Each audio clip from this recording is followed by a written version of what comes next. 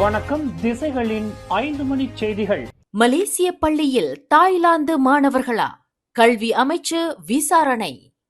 Thailand மாணவர்கள் ஒவ்வொரு நாளும் கிளாந்தான் சுங்கை கோலோக் ஆற்றை கடந்து மலேசியாவில் உள்ள பள்ளிகளில் பயில்வதாக வெளிவந்துள்ள தகவல் தொடர்பில் கல்வி அமைச்சு தீவிர விசாரணை மேற்கொள்ளும் என்று அதன் அமைச்சர் ஃபட்லினா சிடேக் தெரிவித்துள்ளார்.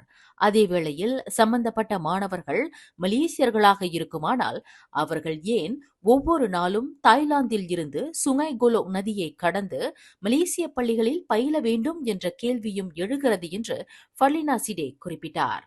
மலேசிய மாணவர்கள் மலேசியாவிலேயே கல்வி பயில்வதற்கு அவர்களுக்கு பலதரப்பட்ட வசதிகளை அரசாங்கம் செய்து கொடுத்துள்ளன. ஆனால் தாய்லாந்தில் இருந்து ஒவ்வொரு நாளும் மிக அபாயகரமான சுங்கை கோலோக் நதியை கடந்து வந்து மலேசிய பள்ளிகளில் மாணவர்கள் பயில்கிறார்கள் என்றால் பல்வேறு ஐயங்களை ஏற்படுத்துவதாக உள்ளது என்று ஃபட்லினா சிடேக் தெரிவித்தார்.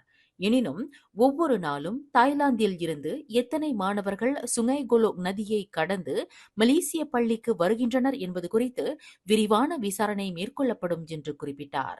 தாய்லாந்தை சேர்ந்த சுமார் 500 மாணவர்கள் ஒவ்வொரு நாளும் சட்டவிரோதமாக சுங்கை கோலோக் நதியை கடந்து மலேசிய பள்ளிகளில் பயின்று வருகின்றனர் என்று உள்ளூர் ஊடகம் அம்பலப்படுத்தியிருப்பது தொடர்பில் கருத்துரைக்கையில் ஃபட்லினா சிடேக் இதனை தெரிவித்தார். ஆற்றின் வாயிலாக மலேசியாவின் எல்லையை கடப்பதற்காக சம்பந்தப்பட்ட தாய்லாந்து மாணவர்கள் ஒவ்வொரு நாளும் காலை 6:30 மணிக்கு படகுக்காக காத்திருக்கின்றனர்.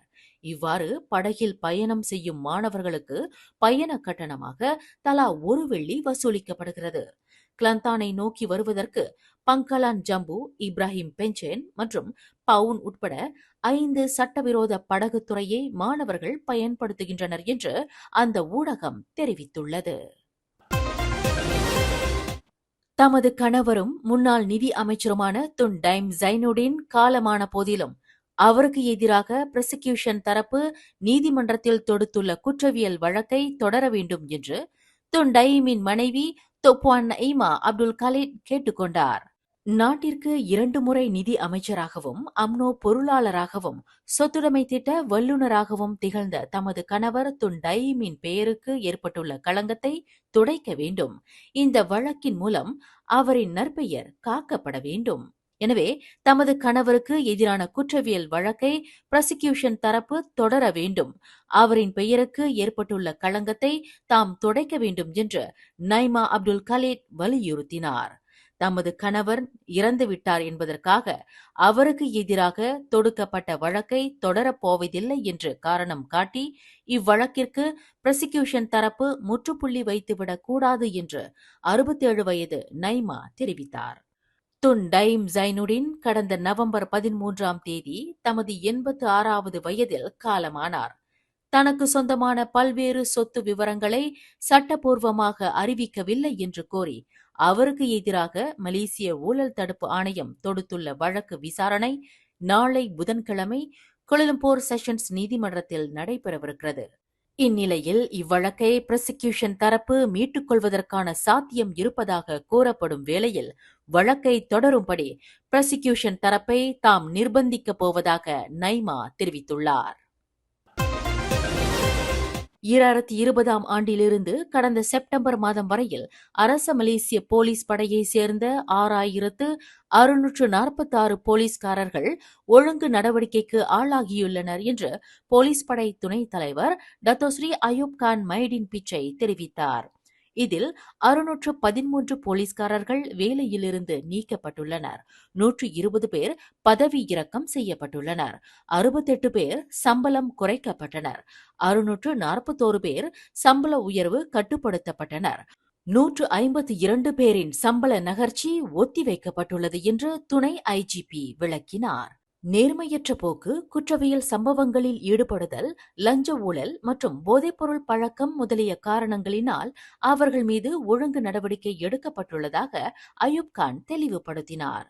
போலீஸ் படை தோற்றத்தை மேம்படுத்துவதற்கு தவறான செயல்களில் ஈடுபடும் போலீஸ் அதிகாரிகள் மற்றும் போலீஸ்காரர்கள் எத்தகைய பொறுப்புகளில் இருந்தாலும் அவர்கள் மீது கடும் நடவடிக்கை எடுக்கப்பட வேண்டும் என்று அயூப் கான் பரிந்துரை செய்துள்ளார். சமூக வலைதளங்களில் உண்மைக்கு புறம்பான தகவல்களை பகிர வேண்டாம் என்று தொடர்புத்துறை அமைச்சர் ஃபமி ஃபட்சில் பொதுமக்களை கேட்டுக்கொண்டார். இதுபோன்ற தவறான தகவல்கள் பல்வேறு குழப்பங்களையும் குளறுபடிகளையும் ஏற்படுத்தலாம் என்று அமைச்சர் நினைவுறுத்தினார். அரசாங்கத்துடன் தொடர்புடைய நில முதலீட்டு நிறுவனம் ஒன்று கழிப்பறையை சீர்படுத்துவதற்கு 1,40,00,000 வெள்ளியை செலவிட்டுள்ளதாக சமூக வலைதளங்களில் பகிரப்பட்டு வரும் தவறான செய்தி தொடர்பில் அரசாங்க பேச்சாளரான ஃபாமி எதிர்வினையாற்றியுள்ளார். 28 லட்சம் வெள்ளி லஞ்சம் பெற்றதாக குற்றம் சாட்டப்பட்டுள்ள வழக்கில் தம்மை எதிர்வாதம் புரிவதற்கு அப்பீல் நீதிமன்றம் பிறப்பித்த உத்தரவை தொடர்ந்து சபா மாநில பரிசான் நேஷனல் தலைவர் பதவியிலிருந்து தாம் விலக வேண்டும் என்று கோரி கொடுக்கப்பட்டு வரும் நெருக்குதலை கண்டு தாம் அசரப்போவதில்லை என்று கினாபாத்தாங்கான் MP டத்துஸ்ரீ புங் மொக்தார் ரடின் இன்று திட்டவட்டமாக தெரிவித்துள்ளார். தாம் லஞ்ச ஊழல் குற்றச்சாட்டை எதிர்நோக்கிய போதிலும் மாநிலத்திற்கு பரிசான் தலைவர் என்ற முறையில் தொடர்ந்து கட்சியை வழிநடத்தி வரப்போவதாக மாநில அம்னோ தலைவருமான புங் மொக்தார் குறிப்பிட்டார். நீதிமன்றத்தில் குற்றம் சாட்டப்பட்ட தலைவர்கள் தங்களுக்கு ஏற்பட்டுள்ள களங்கத்தை துடைத்தொழிக்கும் வரையில் கட்சியில் தலைமை பொறுப்பை ஏற்பதில் இருந்து விடுப்பில் செல்ல வேண்டும் என்று சபா மனித உரிமை ஆர்வலர் ஜேம்ஸ் லிங்குஜான் விடுத்துள்ள கோரிக்கை தொடர்பில் புங் மொக்தார் எதிர்வினையாற்றினார். மக்கள் பிரதிநிதி என்ற முறையில் தாம் ஆற்ற வேண்டிய பொறுப்புகளும் கடமைகளும் நிறைய இருப்பதாகவும் அவற்றில் இருந்து தன்னை யாரும் திசை திருப்ப வேண்டாம் என்று புங் மொக்தார் கேட்டுக்கொண்டார். 15 கோடி வெள்ளி சம்பந்தப்பட்ட ஃபெல்க்ரா பர்ஹாட் முதலீட்டில் 28 லட்சம் வெள்ளி ஊழல் புரிந்ததாக புங் மொக்தாரும் அவரின் மனைவி ஜிசி இசத்தி அப்துல் சமாட்டும் தற்காப்பு வாதம் புரிய வேண்டும் என்று புத்ராஜயா அப்பீல் நீதிமன்றம் நேற்று உத்தரவிட்டுள்ளது.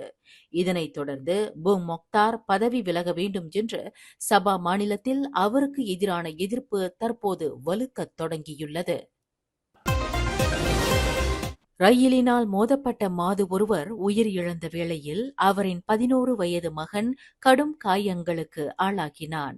இச்சம்பவம் இன்று பிற்பகல் 2 மணியளவில் சபா புத்தாதான் கம்போங் பதாகாஸ் அருகில் ரயில் இருப்பு பாதையில் நிகழ்ந்தது.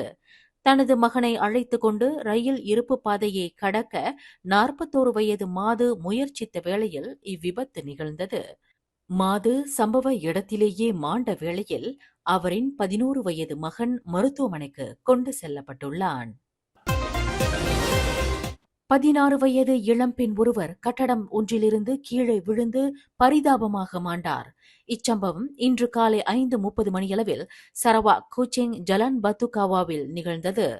தலையிலும் உடலிலும் கடும் காயங்களுக்கு ஆளான அந்த இளம்பெண் சம்பவ இடத்திலேயே மாண்டதாக படாவான் மாவட்ட போலீஸ் தலைவர் முகமது இர்வான் முகமது ரர்சி தெரிவித்தார்.